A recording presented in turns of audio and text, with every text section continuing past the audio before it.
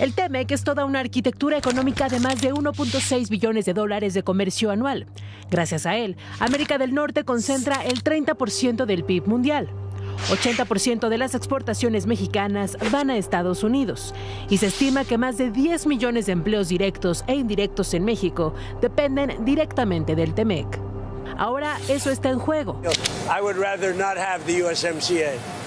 The primary reason I wanted it was because there was no way out of NAFTA, which was the worst trade agreement ever made, like ever. Aunque habrá TEMEC 10 años más, ahora las revisiones serán anuales, lo que ha generado incertidumbre entre los inversionistas. México captó en 2025 41,000 millones de dólares de acuerdo con la Conferencia de Naciones Unidas sobre Comercio y Desarrollo. Y es que Estados Unidos ha sido claro.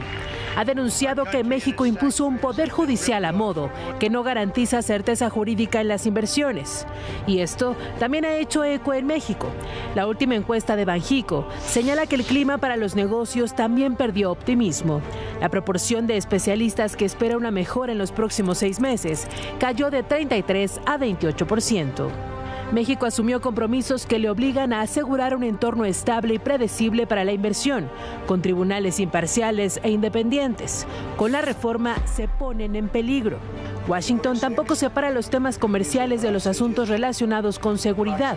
La administración Trump está en una ofensiva directa contra los cárteles y narcopolíticos, mientras que Morena los protege. Esa disonancia es un freno para el tratado, lo que va a deteriorar aún más la relación con el vecino. Azteca Noticias. Pues sí, ahí está descompuesta sobre alfileres la relación en materia de seguridad, en materia de intercambio económico, México, Estados Unidos. Lucy Bravo, Lucy, qué gusto, ¿cómo estás? El gusto es mío, buenas noches. Muy buenas noches, Natalia Torres, ¿cómo estás, Natalia? Muy bien, Manuel, todo bien. Muy buenas noches, Arturo. Manuel, Lucy, Natalia, ¿cómo están? Buenas noches. Pues son muchos los frentes y es la relación más importante, Natalia, la de México con Estados Unidos, y no parece que le estén dando en el gobierno mexicano el cuidado, la relevancia que tendría que tener. No, y a ver, yo creo que la presidenta no está entendiendo la actitud que está tomando Trump y no la quiere ver y no quiere ser realista con este tema. Donald Trump está actuando y me parece, igual es una locura lo que estoy diciendo, pero de todas las locuras que ha hecho, su posición, en una posición de poder, tratando de preservar la manufactura gringa y tratar de preservar la producción dentro de su país, no me parece una decisión completamente descabellada en su posición y siguiendo la línea de su narrativa, de la línea discursiva. El tema del déficit comercial, por ejemplo, cuando Trump dice es que Estados Unidos compra mucho más a México de lo que México compra a Estados Unidos. Entonces, el tratado es muy benéfico para ustedes. La realidad es que yo no veo que los términos económicos sean necesariamente lo que influye y lo que impacta en la decisión de Trump. Sí lo veo en la seguridad, sí lo veo en la falta de certeza, sí veo en que un país donde no tiene las condiciones importantes de instituciones, de Estado de Derecho, de jueces, de Poder Judicial, es una apuesta vacía. Una cosa que hace el tratado internacional, los tratados internacionales en general, además de evitar aranceles, es dar certeza de una relación comercial completamente benéfica entre los dos países que firman el tratado o entre los países parte del tratado.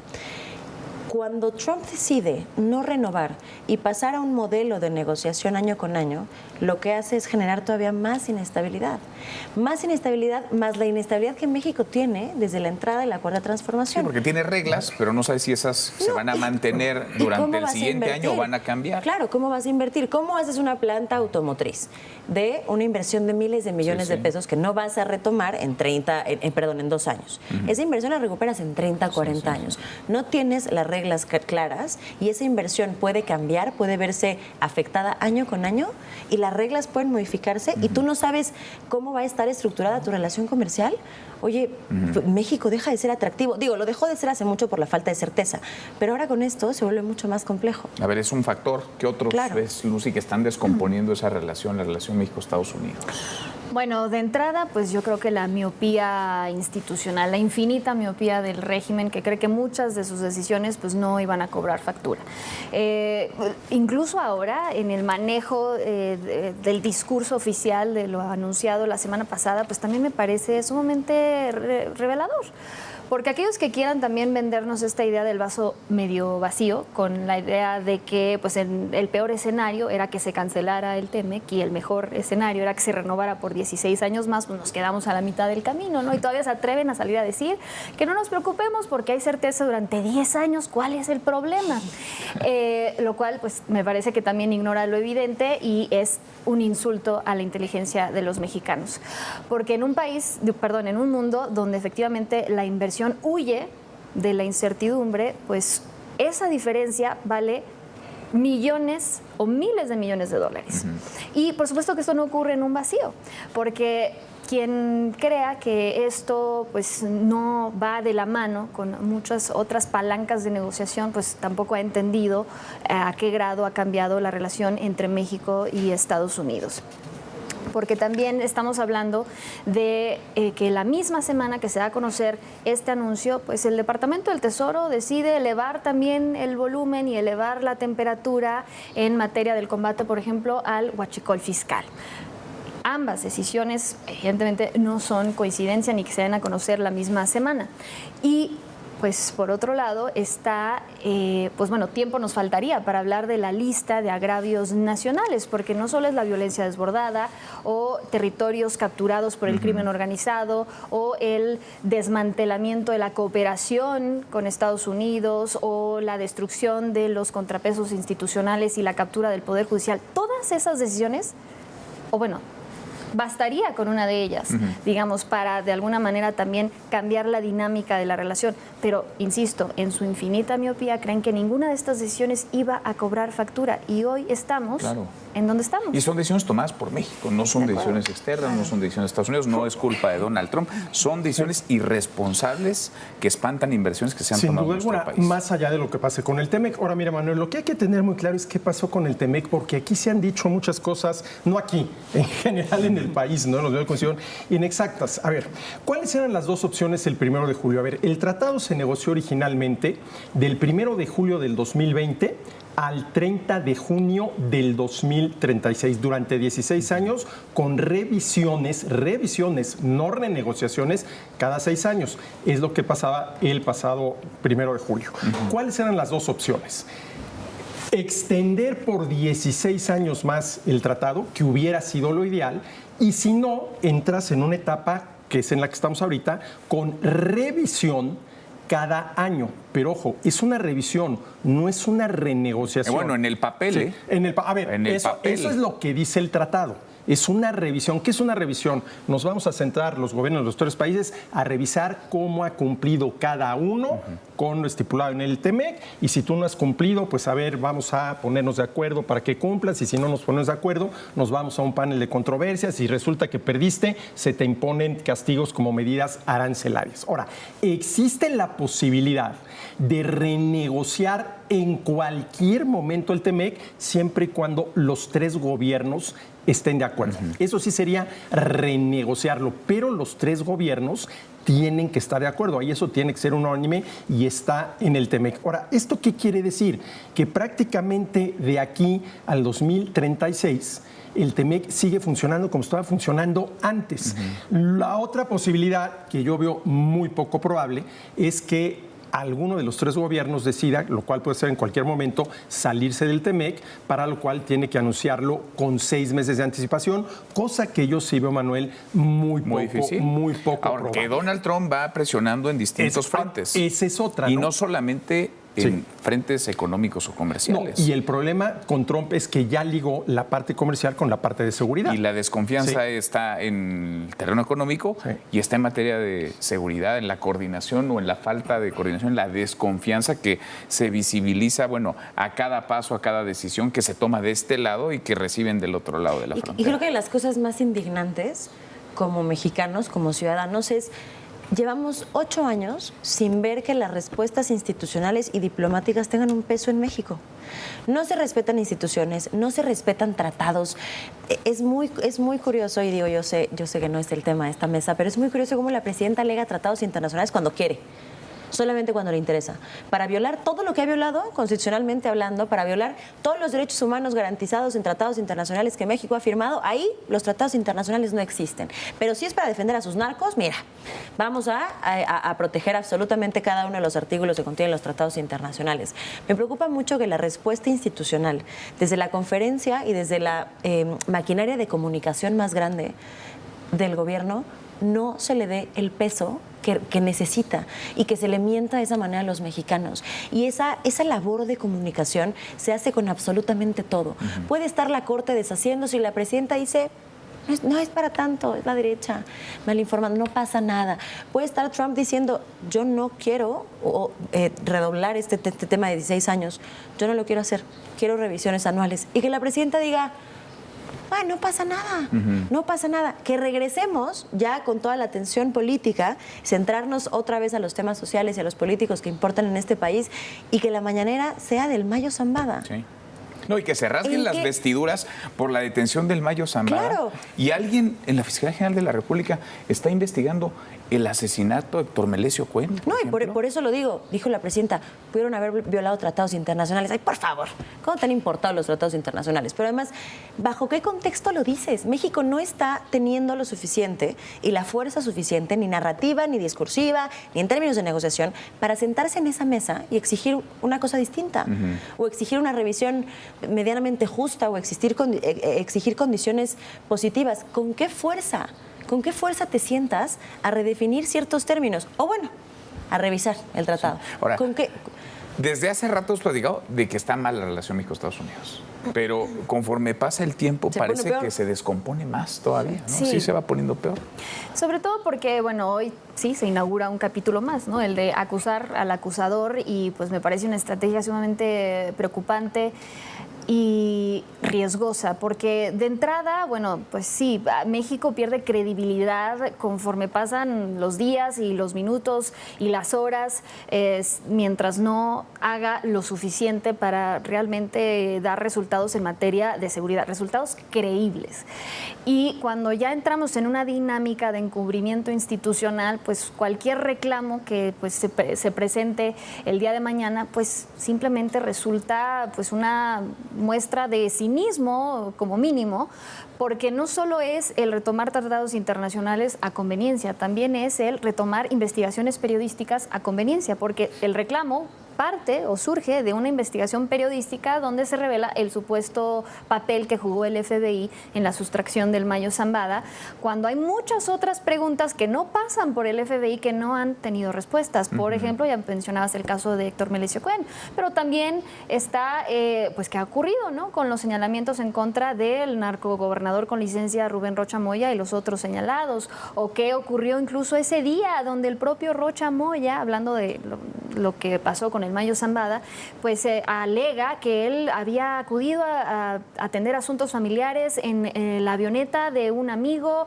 y, bueno, tampoco sabemos quién es ese amigo. ¿Y si fue o no fue? Si fue o no fue. Si hubo alguna reunión en algún otro momento entre Rocha e integrantes del cártel de Sinaloa, que él mismo de alguna manera insinuó en una entrevista que él no tenía ningún tema en sentarse a negociar con miembros del crimen organizado. O sea, hay muchas preguntas que no pasan por el FBI, pero esas no obtienen respuesta. Solo hay una administración política de la información a conveniencia de la narrativa oficial. No nos confundamos. Sin duda. Sí, porque algunas no convienen, ¿no? No. Y mira, Manuel, aquí ¿cuál es el problema? Que la mala relación entre el gobierno mexicano y el gobierno estadounidense, que no es necesariamente México-Estados Unidos, puede acabar afectando las buenas relaciones entre mexicanos y estadounidenses, comenzando por las relaciones comerciales. Porque, a ver, un exportador estadounidense que exporta su producto a México, un importador que lo compra, lo distribuye entre los consumidores, nosotros nos beneficiamos de ese consumo, pues es una buena relación, como son las relaciones comerciales. Pero como Trump está ligando la parte de seguridad con la parte comercial y utilizando la parte comercial para amenazarte que si no haces lo que yo quiero en materia de seguridad, pues aunque me salte el TEMEC, ahí te van aranceles, o sin saltármelo porque puedo yo, Trump, por ejemplo, referirme a la famosa sección 232, 232 y decir que este producto tiene que ver con seguridad nacional, lo importamos de México y como tiene que ver con seguridad nacional, como sucede con el aluminio y el acero, pues le pongo un arancel. Ese es el problema, que la mala relación entre entre gobiernos puede acabar afectando la buena relación entre los ciudadanos, entre mexicanos y estadounidenses. Pero es que no es nada más Trump, porque, a ver, el episodio de Mayo Zambada fue durante la presidencia de Biden. Sí. Fue un gobierno demócrata. Esto es una política de Estado, es una política de Washington, y yo creo que aquí sí también es sumamente preocupante porque básicamente se confirma que en la balanza en estos momentos de prioridades de Washington, la integración económica ya no pesa lo que pesaba antes o pesa menos que obligar o de alguna manera presionar a México a que dé resultados en otros rubros. Es que también la seguridad se ha convertido en una política económica y la seguridad se ha convertido en un seguro de inversión. Y eso Trump lo entiende perfectamente bien. No solo Trump, ¿no? Como política institucional, económica y de seguridad. Eso se entiende. El problema es que en México no lo están tomando con esa seriedad y no están viendo lo que puede perjudicar a nivel justo comercial. Y en términos de extensión en el tiempo, las cosas no están poniéndose mejor. E insisto, todavía las declaraciones de la presidenta, frente al escenario que tienes, a la relación que estás teniendo con Donald Trump, no puede ser que tu discurso con el que regresas de haber perdido la atención por un par de semanas sea la captura del Mayo Zambada y sea pedirle explicaciones a la Fiscalía del FBI y hablar de violaciones de Estados Unidos por tratados internacionales. No estás entendiendo en qué papel estás tú para renegociar estas cosas. No lo quieres ver. O de ese tamaño es el nervio, el miedo. O de ese tamaño es el nervio. Y el blindaje que necesita. Nada más que sí me parece importante y es momento de que entendamos que lo que están haciendo con la protección de Rubén Rocha Moya está jalando absolutamente todo. Sí. Hoy no hay nada más que les importe tanto como proteger a Rubén Rocha Moya y a todos los funcionarios vinculados con el narco. No hay nada. No hay nada más. 68 días no lo tocan. ¿De qué tamaño, déjame preguntarte, Arturo, de qué tamaño es para México la importancia de la relación comercial con Estados Unidos? Mira, ¿qué tanto la economía mexicana se recarga en el intercambio comercial con Estados Unidos? En el periodo enero-mayo, el 82% de las exportaciones mexicanas fueron a Estados Unidos. 82%. Y el 47% de las importaciones a México vinieron de Estados Unidos. Y esto es importante. O sea, proteger narcopolíticos, pelearte con Estados Unidos, acusar a los gobiernos, a las agencias de seguridad. ¿Tiene un costo sobre qué? ¿Millones de empleos? ¿Millones de empresas? Sobre el bienestar de los mexicanos en general. Porque vamos a suponer que más medidas proteccionistas de Estados Unidos, exportas menos a Estados Unidos, eso te puede frenar la producción en México, eso puede traducirse en despido de trabajadores, ya no se generan suficientes ingresos y el bienestar de las familias empieza a bajar en un país, Manuel, en el cual el bienestar todavía deja muchísimo que desear. Deja muchísimo que desear. A ver, en el primer trimestre del año, Manuel, el 77% de la población ocupada generó hasta 2 salarios mínimos de ingreso. No, ¿sí? Bueno. Si frenas la economía, pues frenas esto, ¿no? Aquí el problema es que todo esto, y aunque la gente dirá, bueno, ya a mí que Trump y el Mayo, no, acaba afectando el bienestar de las personas. Mira, yo conozco mucha gente, sobre todo gente joven, que está viéndoselas muy difícil ahorita, para conseguir trabajo. Para conseguir empleo. Me queda claro dónde está la prioridad de Estados Unidos. Está en la seguridad, el asunto, digamos, que es prioritario, es un tema doméstico, de política interior, y ya la seguridad mexicana forma parte, digamos, de esa dinámica. Está en el comercio. Lo que no me queda claro es dónde está la prioridad del gobierno mexicano. ¿En proteger a los suyos? En conservar el poder. Esa es la prioridad. La película la hemos visto varias veces. Los gobiernos populistas del siglo XXI pues se caracterizan por básicamente 4 etapas. La primera es llegar al poder y llegan con una euforia política financiada con recursos públicos. Luego llega un estado de bienestar artificial, de alguna manera alimentado también por el presupuesto y por una deuda creciente. Luego llega la etapa donde los alcanza la realidad, cuando se acaba el dinero, crece la deuda, la economía pues tampoco responde y entonces llegamos a la 4ª y última etapa donde pues la, esta manera de perpetrarse en el poder de manera autoritaria, pues se convierte en una necesidad y deja de ser simplemente pues una fantasía. Y entonces estamos entrando en una etapa donde pues sí, esta incertidumbre que marca o que da paso esta decisión de no renovar el TEMEC por 16 años, es nada más, digamos, como que ese punto en el que empieza a cobrar factura lo que ha ocurrido durante las primeras 3 etapas. No significa que esta decisión lo inaugura, simplemente lo hace evidente. Y en la tercera etapa que menciona Lucy, cuando yo no te alcance el dinero, empiezan a surgir personajes como la ministra Batres, que ya propone grabar las herencias, lo cual es verdaderamente se vale todo increíble. Con tal de conservar el poder. Y claro, para conservar el poder necesitas dinero, Manuel. No sé, mira que los hemos visto, cómo circula el dinero. Decía Ricardo Medina, que en paz descanse, al final de cuentas la política es política fiscal. ¿Con cuántos recursos cuento? Si la democracia es cara, la simulación de la democracia es 20 veces más. Mucho más cara. Yo creo que también tiene que ver con el poder de la información. Todo lo que seguro sabe Rubén Rocha Moya y todo lo que saben los exfuncionarios acusados por parte de Estados Unidos puede pegarle al líder moral que construyó el partido, que es Andrés Manuel López Obrador. Y si se desprestigia Andrés Manuel López Obrador, el movimiento se cae. Desafortunadamente es lo que te pasa cuando creas movimientos con un solo líder moral. Desafortunadamente Claudia, o afortunadamente, Claudia no tiene ese poder.